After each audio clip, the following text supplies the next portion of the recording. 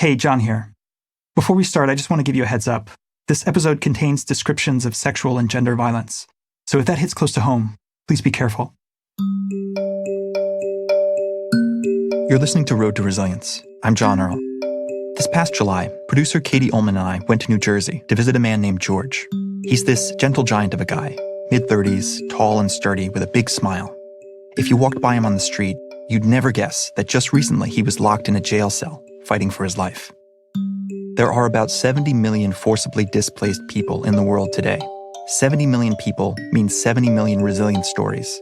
And today on the podcast, you're going to hear one of them. This is the story of a man who risked his life to be himself, and of what happened when he came to America and asked for asylum. I came to the United States to seek asylum because I'm a gay, and Ghana, being a gay, is not allowed. And so that was the main reason why I left my country to come to the United States. Do you remember when you first realized that you were gay? First realized I was gay, that is when I was in my primary education. Mm-hmm. And I have a friend, which his name is Isaac, very close friends. We bath together, we do a lot of things together. So it's like I became interested, but I didn't know whether I was gay or stuff like that. Isaac was older, British-born, and George fell for him. They'd meet up in the showers late at night when everybody else was asleep. It was George's first relationship, and it was beautiful. But same-sex contact is illegal in Ghana. And even though prosecutions are rare, homophobia and anti-gay violence are common. So when another boy noticed that something was going on between them, it was only a matter of time before the culture caught up. One guy in our dormitory, he was monitoring us, and one time he intentionally was quietly opening the bathroom door, and saw that so most of those in our dormitory came over and they reported to the housemaster, in which we were severely caned. The boys were caned and expelled. Isaac moved back to Britain, and George found himself completely alone. His community and even his own parents started treating him like an outcast. And was there anything in the culture that was affirmative, that said it was okay to be gay? No. In Ghana, in Africa, they hate gay thought. They see, as I told you, they see you to be like evil. I don't know how I should say it. They won't get close to you. Friends, family, all those around you, even getting a job is very difficult. Very, very. When they get to know you, you're going to be sacked. So it was like hell for me. What happened at the school would happen again and again. First, he'd meet somebody, then they'd become intimate. And then, inevitably, somebody would find out. That's what happened with Larry, George's partner in his mid-20s. They met in the capital, Accra. Larry gave George a tour of the city, and they became friends. To understand what happened next, you have to know something about George's family. George's dad is an advisor to the local chief. He's a big shot in the community, and he's not afraid to use violence to get his way, even if you're his only child. And George's dad did not approve of George's sexuality. He wanted George to live a traditional life, and so George lied about who he was. He explained all the rumors away, and for a while it sort of worked, until the day George's dad caught him and Larry fooling around. What he did is hard to hear, or even imagine a parent doing to their child. He shouted, and most of the guys those in our community came and they beat us severely with metals and humiliated me about 2 hours. It's my mom and those one or two people in our community and also my mom begged my father, and in which he forgave me and gave me a warning that if I don't change, he's going to do worse. After this part in the story, who could have blamed him if he decided that being himself was just too dangerous? But that's not what George did. In fact, he did the opposite. I almost couldn't believe it. George started organizing. Every month, he drove 250 miles to attend meetings of an underground gay rights organization. At the meetings, he and his friends dreamed aloud about making Ghana safe for LGBTQ people. And even though that dream seemed far away, they had hope. You had this dream of bringing people together despite the threats and the violence. What gave you the courage to do that? Can you put your finger on it? I was having a hope. I was having a belief that with time it will come to an end. People will come around. Yeah. Society will change. Yeah, that was the main reason why I still, even no matter what, I was still pushing. That was until an incident that happened in late 2017. One day, George was listening to a panel discussion on the radio. The panelists were talking about a recent murder in which a gay man had been killed by anti-gay thugs. George listened with horror as the panelist praised the killers, saying the victim got what he deserved. George was so offended that a few weeks later, he did something he says he never does. When the station did a call-in show about gay issues, he picked up the phone and he called in. I told them, what have we done? We pay our taxes. We don't cause any threat to the community, stuff like that. So why are you guys doing that to us? So I said it in a harsh way because I was hurt. And for what I said, those panelists also got annoyed. They gave my information, my number, and then they said that's when my life got threatened. When George called in, he had to give his name, number, and location. Standard stuff. They never, ever read it on the radio. Except this time, to get back at him, they did. And a few days later, the thugs came for him. They came to my house, threatened that they were going to kill me. I wasn't around.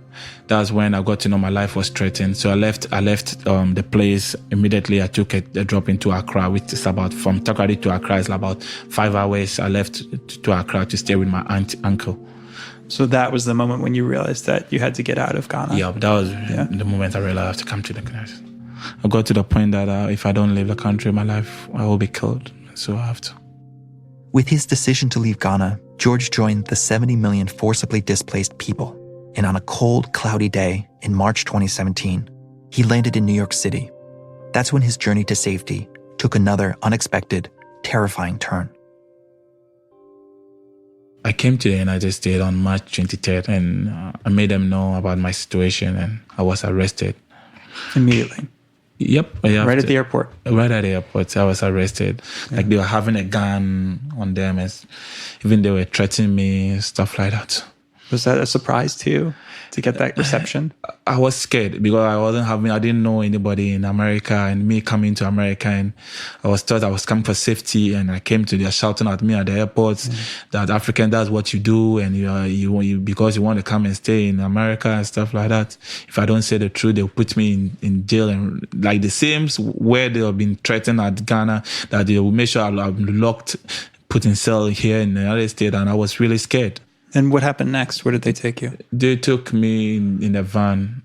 The van, from there, there's a van at the street in front of the gate. So I didn't see me in America, nothing. I was just put in the van to the detention centers. Because the immigration system is overwhelmed by the number of asylum seekers, applicants often have to wait months or even years for their cases to be heard by an immigration judge. And increasingly, the government insists that they wait in immigration detention rather than out in the community. So George found himself at the Elizabeth Detention Center, essentially a jail for migrants, with no clear idea of when or even whether he'd get out. I think one of the things about being in detention, in an immigration detention center... That's Dr. Elizabeth Singer. She's director of the Mount Sinai Human Rights Program. That is really upsetting and disturbing is this level of uncertainty. You don't know when your case is going to come up. You don't know how much longer you have. I have a personal experience from which doesn't even begin to compare to anything that you have gone through in a detention center, but that I had gone to see a client there at Elizabeth, and that I was in a room with a detainee and had done a physical exam, and we were behind a locked door, and the detention guards were supposed to come and let us out, and they forgot about us, and we were stuck there for about 25 minutes and banging on the door and really not clear when we were going to be let out. And that was just a very profound moment and a really small glimpse into what it's like to not know what's going on.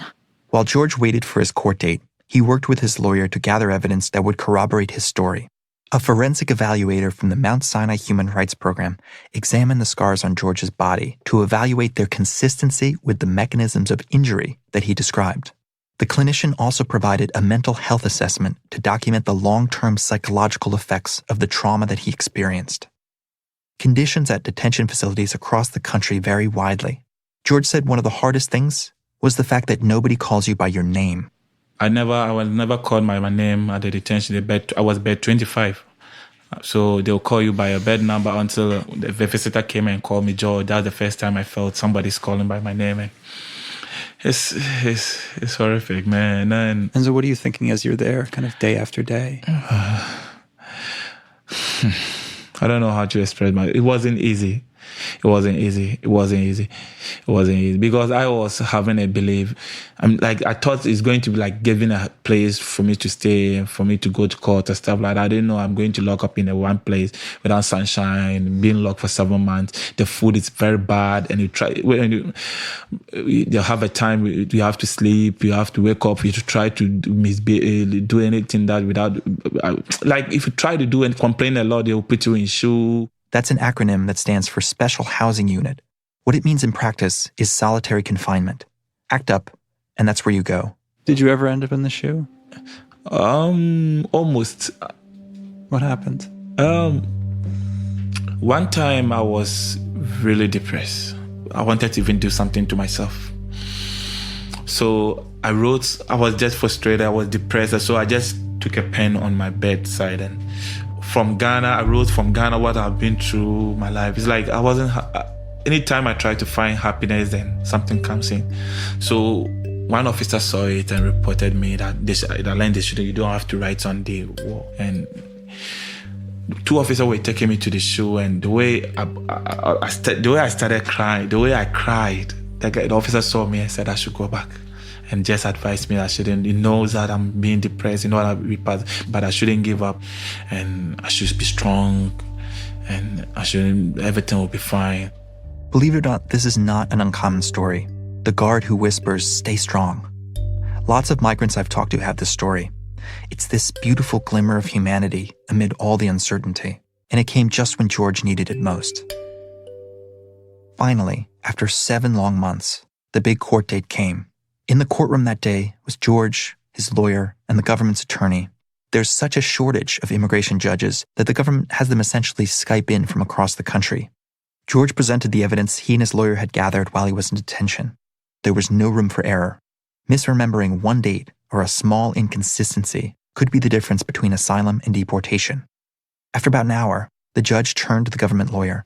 The judge said, I think I'm consistent. He asked the immigration attorney, so far, how did he see me? And he said, it looks like I'm consistent. So that's when after they said, welcome to America. Mm-hmm. So after I was in front of the judge, I was like quiet. But when I got outside, I said, thank you. How did you feel? I'm just curious. How did you feel with this juxtaposition of like, welcome to America when you got asylum, but the whole time you were in detention being treated so poorly? How did you reconcile that? It was a different feeling. Truly, that one was a different feeling altogether. Especially when truly I was released and I was out having my luggage, and that's when you feel it as truly you're out. I don't know the first day even I did not sleep when I came. The first day I came out, I did not sleep. I was like on my bed thinking about my life. When I thought all is over, and when I was depressed, and then now at least I'm okay and I'm free. That's it. I don't know if how closely you follow the news or what's going on with immigration right now. I was just wondering what it feels like to be someone who's received asylum in this climate right now where there's a lot of people saying nasty things about immigrants. If we're not being treated, if we're being disciplined, we're doing our thing, I think they should allow us. Trust me, since I came to United, I tried to behave. Let me use myself as an example. I tried to behave. I tried to do the right thing. I tried not to cause any trouble. I tried to be careful with my life. If not, you guys will come and visit me. I'll be in my room just listening to music or stuff like that. So I don't think most of them, we're not being treated to the country or stuff like that. So, and what do you hope people who hear this recording understand about you or about migrants to this country? You should understand, if not what we've been through, I would have stayed in my country. If not what we've been through. My friend of mine got burnt in Ghana for him being a gay. Our life is it's okay. Well, I think we're very lucky to have you here. Yeah. And I'm so happy for you. And I'm happy for the life that's opening up in front of you. Thank you.